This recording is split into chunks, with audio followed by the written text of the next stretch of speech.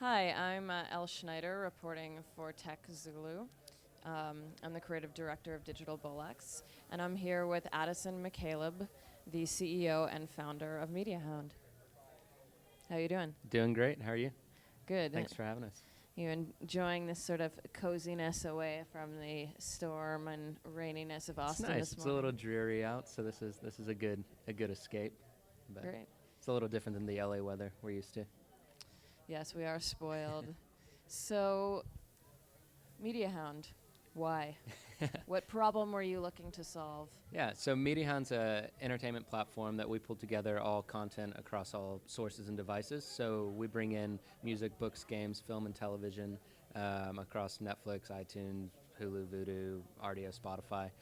So we're able to kind of centralize that in one place. And it really came from, I was a film school graduate, and it came from really just the search for trying to find a piece of content, trying to find a movie, and searching Netflix and then searching iTunes and finally finding it on Amazon and seeing that space was just exploding and needed essentially a kayak for entertainment at the time was what we first built. And now we've expanded that out to more social discovery platform that has all the sources there, but great ways to discover new content that your friends are consuming as well. So obviously, if you go to your website, I imagine the search function is very intuitive. But for some of the other features, do you want to walk us through how you are connecting people with different media? Yeah, so we're real big on, you care about the content that your friends and your influencers are consuming. So I don't necessarily care what an algorithm spits out at me, but I want to see what my friends are watching, sharing, listening to. And so we're big on passive discovery, and you'll follow people you care about. You'll follow, celebrities, brands, or your friends, and you get a feed of what they're consuming. So if they just watched a movie and rated it, or if they shared something directly with you, or their network, you kind of can see what they're consuming. And then every post is actionable. So at the end of the day, if I share a list of my 10 favorite movies with you, you can consume those on any source you want. And you're not restricted by, did I share a Netflix list or a list on IMDb or one of these other sources that doesn't provide kind of that actionable ability to consume it. And what's the difference between the way your recommendations would work and something like Facebook, where it sort of just pops up in your news feed?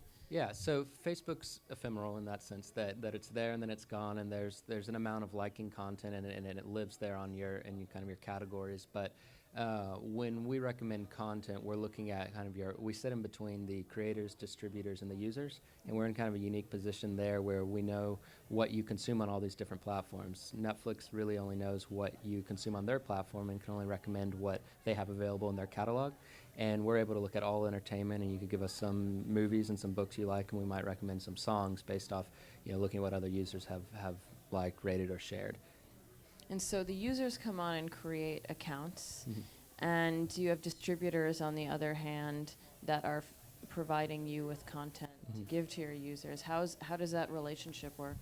So we have partnerships with all the distributors. So the Netflixes, Hulu's, Vudu's of the world, RDO, Spotify, and so we license, or we have an affiliate partnership with them where they license us their data, and then we're driving them new users, and we view our platform as really mutually beneficial for all parties. We're helping the consumers find the content, but we're also helping the distributors find new audiences and direct users to their sites and their product. And you said you went to film school, so obviously you probably have a lot of passion Yeah. for independent filmmakers and content creators.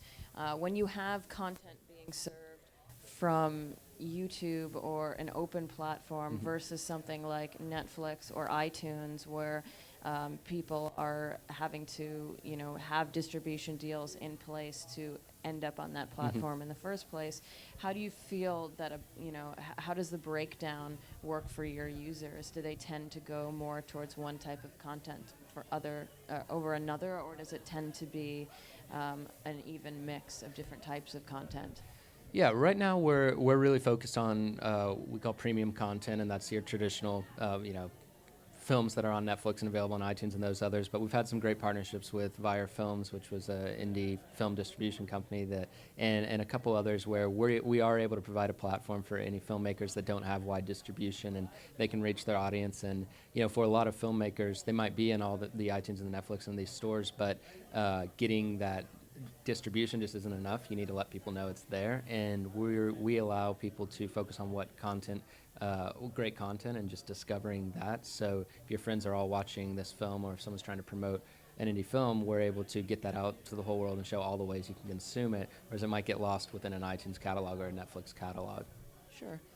And have you seen any particular pieces of content that have seen the light through your platform that you feel might not have had any kind of wide internet distribution without the platform? Yeah, we worked with Tribeca Film Festival a year and a half ago, and our original platform was just film and television related, and with them we came and built a channel out of all the films that had premiered there over the last 10 years of Tribeca Film Festival happening, and that was a great example of just being able to, we worked with Miramax Studios in the same way, and AFI, and taking kind of back catalogs, library catalogs of content, and repackaging and getting out to their users again. And so, Miramax made a playlist of great date movies, and their award winners, and these lists that some of those films might have been a little bit buried underneath, but then they were able to promote them out and keep their branding intact as a part of that.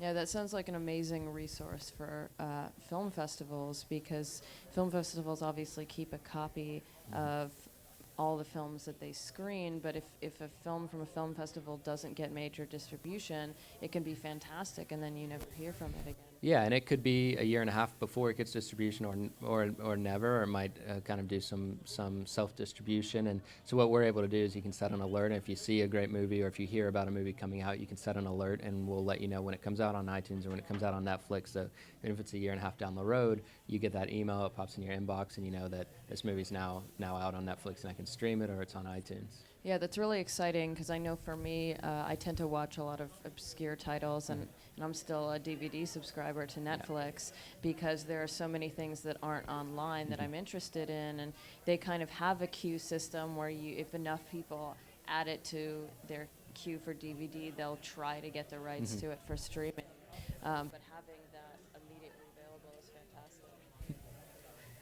Yeah, and it's we look at the ways we can track interests like that across content, and we talk a lot about Ghostbusters 3, and the idea that movie's been rumored for years and years, and it's in pre-development, and it's kind of a silly example, but it's one where if there's enough fans that we can see that out and show some interest, then it gives the studio a little more interest in making that.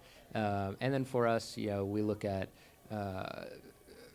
while streaming is great, and that's made content a lot more accessible, DVD's not dead, and it is a pretty effective way to bring in content. And so we include DVD in our, Amazon. We pull in from Amazon, Best Buy, Target. Target's one of the largest, second to I think Amazon in DVD sales, and so we pull from all these sources so that at the end of the day you can find the content, and we don't want you restricted by what's out there. We want you to be able to focus on what you want to watch, discover great movies and or music or books, and then end up being able to consume it wherever it is. Yeah, I think one thing that really stands out to me about your platform is that there are so many multiple ways that you can use it. With companies like Netflix or iTunes, there's sort of one pathway that a user uses to access the content.